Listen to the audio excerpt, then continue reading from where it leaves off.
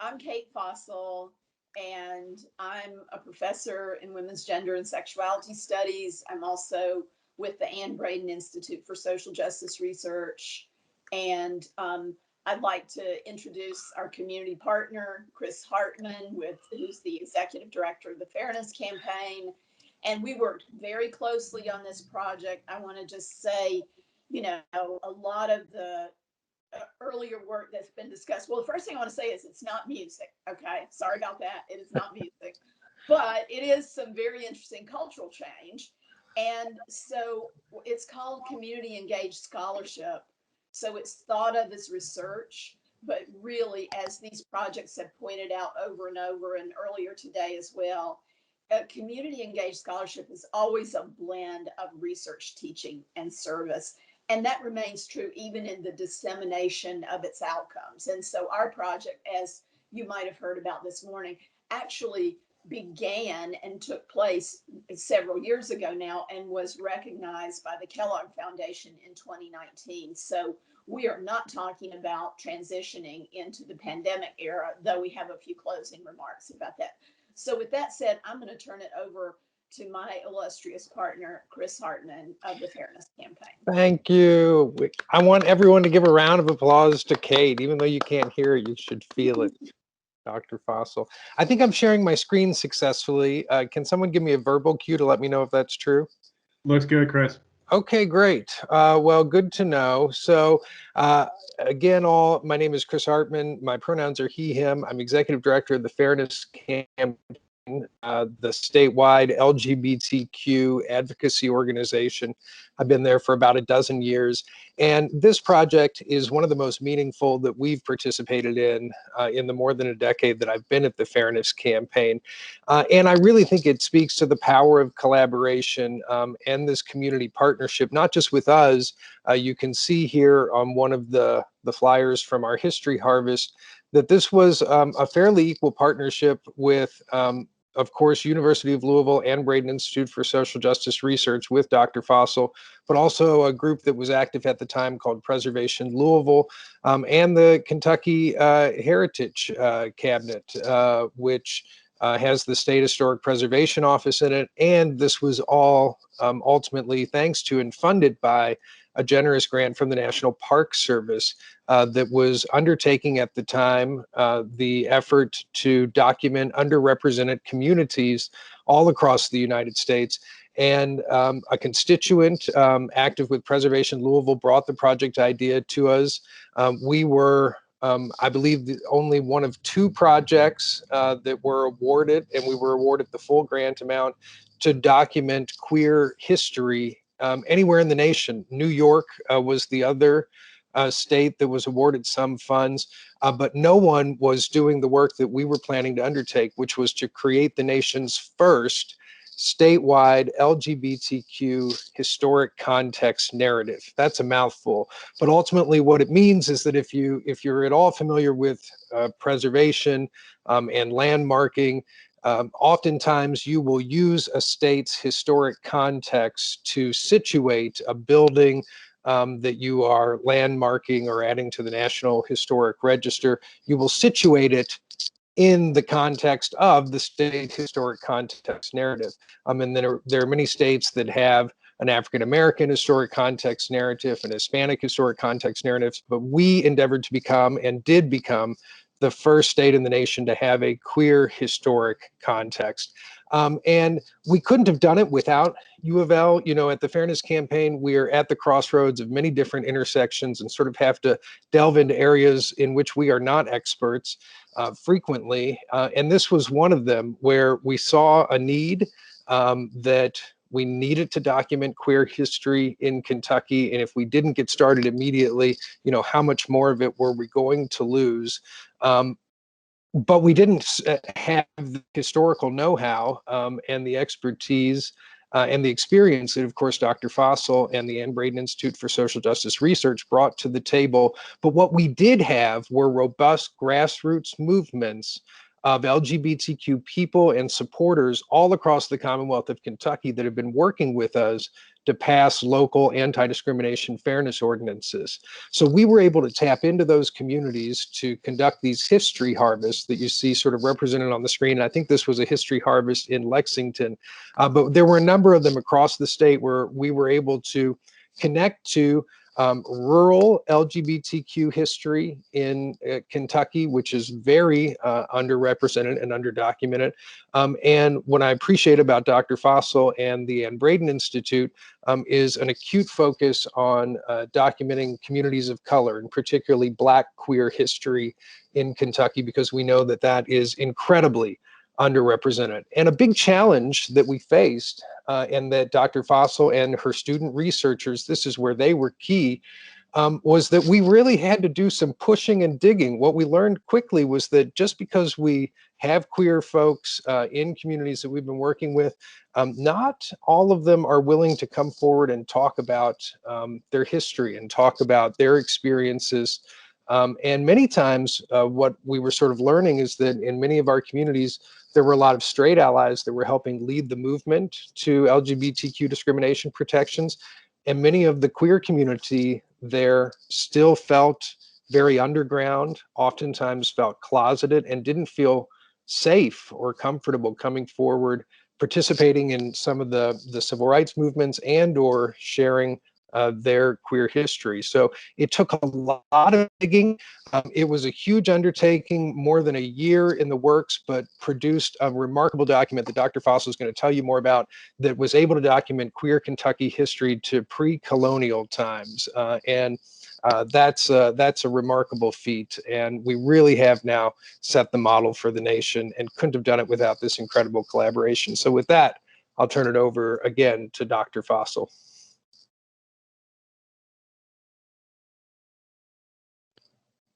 I think you're muted.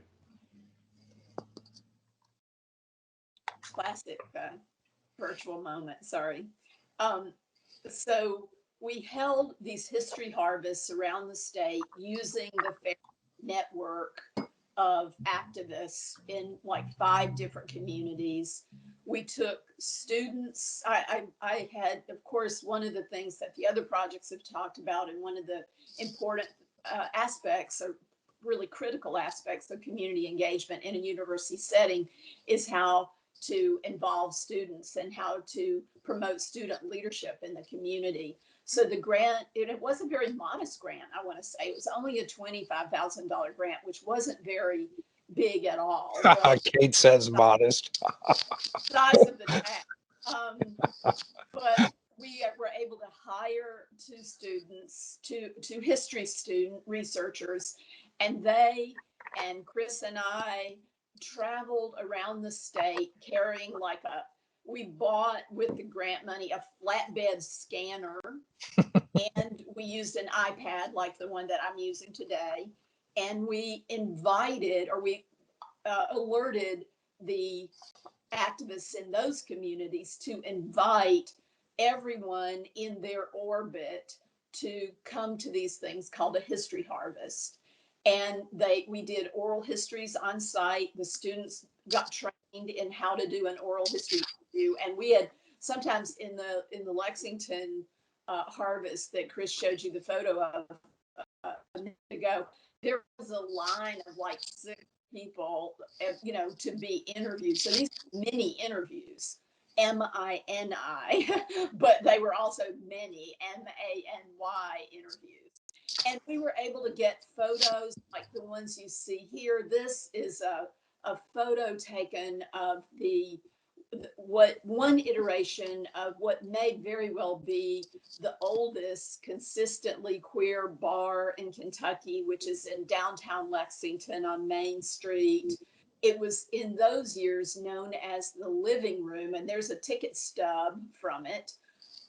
It was also the site of the first gay liberation wedding in the state of Kentucky, which involved a lesbian couple here in Louisville that became the first lesbian marriage plaintiffs in the United States. And that was a fact I really didn't know at all until I started doing this research. And a lot of queer Kentuckians still don't know it. Lexington had a very thriving queer scene, and on the right there, I'd like to direct your attention to uh, there's a Black trans woman. I think today this person would identify as a trans woman, known as Sweet Evening Breeze, who was a very iconic figure in Kentucky history, probably the most iconic figure that we were able to research. This person was born at the turn of the century, was became a drag queen very early on, and used to promenade the streets of Lexington in full, traditionally feminine attire. Was widely accepted, to the point where even would, by the 1950s, we think of as such a repressive era, would actually run onto the field with the UK cheerleaders.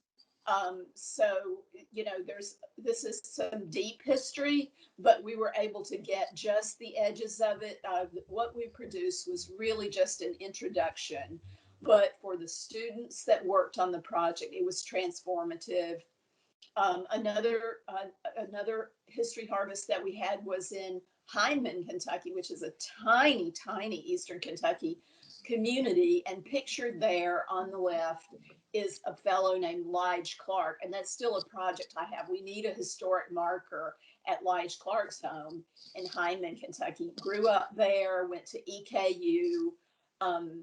In the early days, well, really before the rise of gay liberation, Lige Clark moved to Washington, D.C. and worked for the Pentagon, actually, and was instrumental in organizing what seems to be widely understood as the first ever gay rights protest in front of the White House in 1965, or 4 years prior to the movement that burst out in New York City, then became a very leading gay liberation journalist.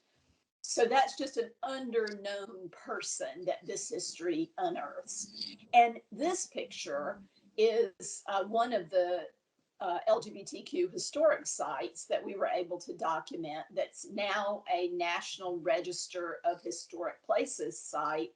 And it's located in what some of you know as the Henry Clay Hotel, which is now condominiums and an event space. But a portion in the downstairs of that hotel was what seems to have been the first gay, queer friendly bar in Louisville, opened in 1947, known as the Beaux-Arts Cocktail Lounge. And there's an ad that ran for the Beaux-Arts in the Courier Journal. And there's a historic photo we were able to find of its first year of existence there in the corner of the Henry Clay Hotel. Moving forward with the history, because I just have a few highlights I want to share with you.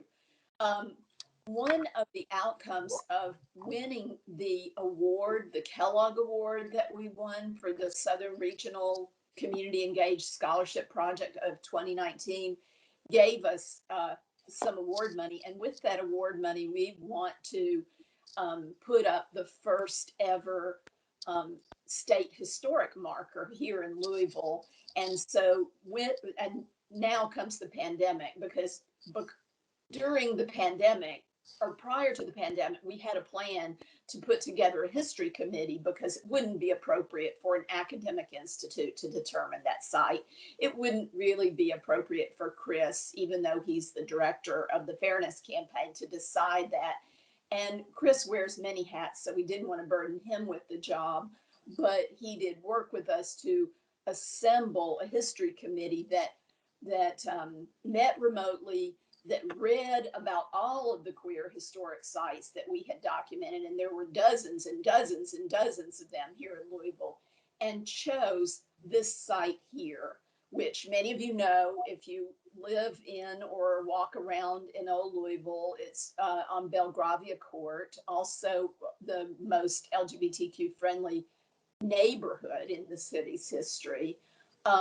And that was also in a little apartment in that building in the summer of 1970.